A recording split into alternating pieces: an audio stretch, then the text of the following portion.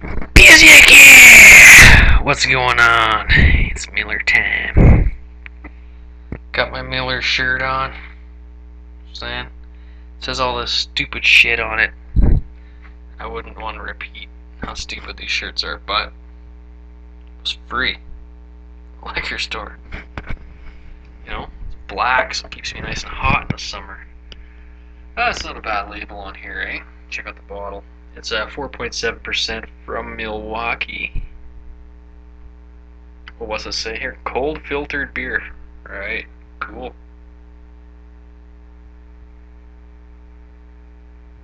So I guess this is a pretty big deal down in the States. This is probably like, I'm guessing like a big sponsor of NASCAR or something. See the logo everywhere. I've just seen this more recently up here. I know we probably had it for a while or whatever, depending where you are. Blah blah blah.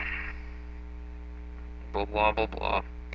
Anyway, it's recommended that you drink this out of a tulip glass. No, I don't think so. This is what I'm doing.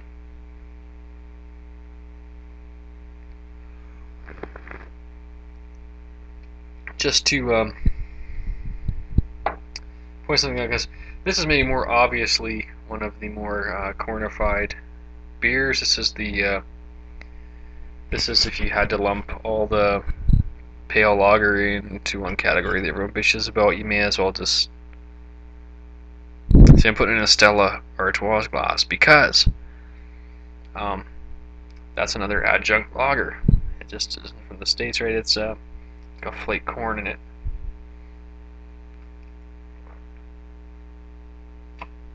Or at least the recipe my brother brewed had flake corn in it. You know, which was kind of hard for him to put corn in his special lager he was making. You know, at that point, it's like, what the hell am I doing? And I was like, man, you shouldn't have done it, man. You should just throw some extra pale malt in there. But he put the corn in, and actually, we had it on a keg on draft. It was good, but enough plugging Stella. Stella, this is M.G.D. All right, and it's nice and cold, which is the way you have to drink this. And so, it's gonna go. It's gonna right out say it's an okay beer as long as it's cold. It's not real gross, but there's a lot of corn in this for sure. I mean, you can just tell by the color. You can really taste it. You can feel. I can feel it in my head, in my stomach, and I just have to be sensitive to corn in beer. I'm not a real big fan of it, but whatever. Millions of people like this beer. It's got lots of quality, you know, to it and everything. But if you want to go out corn tasting, I think this is one of your first stops. It does add a lot of smoothness and body to the beer. You know, it kind of in the finish of the beer for sure.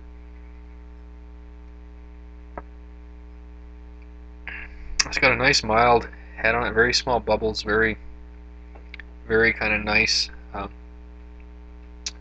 foam or beer head, which kind of mixes with that corn mouth feel, and the body to the beer and everything kind of has a nice finish to it.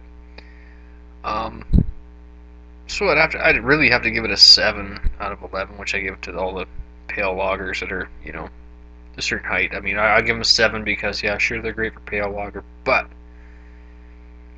my reasoning between not full out giving them wicked 2 thumbs ups is because, you know, barley's barley for the most part, and what you do with it after that is your own fault. Okay, so someone gave me this malt, I would have made a different beer. You know, just because, you know, because you can.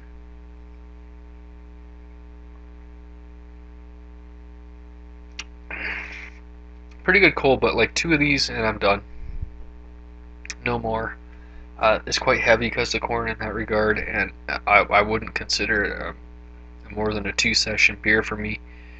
A lot of people can drink millions of these like in a night. A lot of people could probably drink, you know, 40 of these probably in a night, but I can't do it.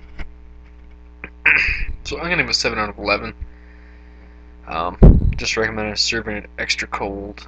I probably won't buy this again for a long time, but it's not really too offensive unless you had a couple a little bit warmer like I did this afternoon. That was pretty gross. Yeah.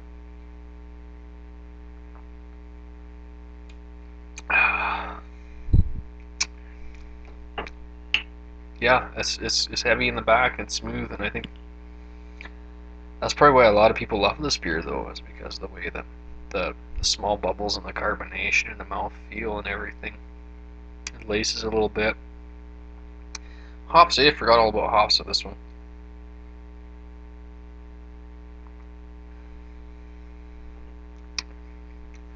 Yeah, it all seems to happen pretty quick right in the back.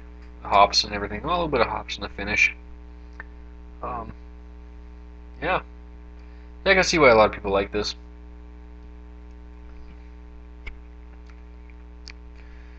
It's not the worst one. I think I like it better than Molson.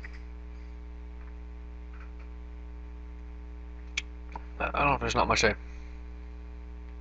don't like better than Molson. I don't know. It'd be a tough shootout, I think. Yeah. Damn, it's good cold. Just drink it cold.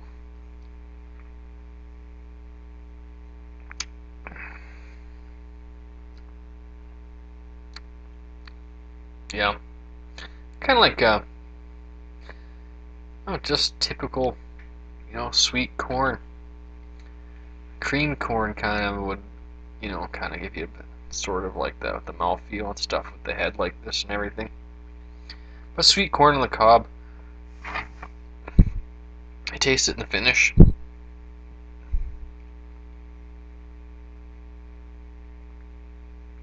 Some beers, I don't think they put enough in that you can actually taste it. Like with Stella, I don't think I would have known that there was too much corn in Stella if I wouldn't have. I'm not saying that there is, just the recipe that I saw or whatever had flaked corn in it, so I'm assuming it was the real deal.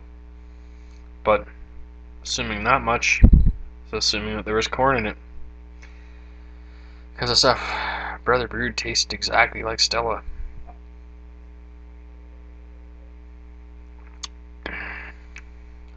Two adjunct lagers that taste a lot different.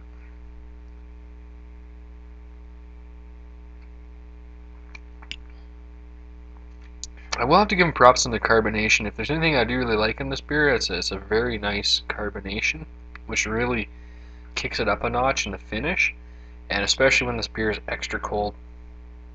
Like throw it in the freezer for at least a few minutes before you drink it, at least like 2 or 3 for sure. And it's really nice, crisp finish, very nice carbonation. Mouthfeel, pretty good. So yeah, 7. It's the top of the list for domestic pales, but definitely one of the most cornified at 4.7 for damn sure. BeerZerker, and I'm out.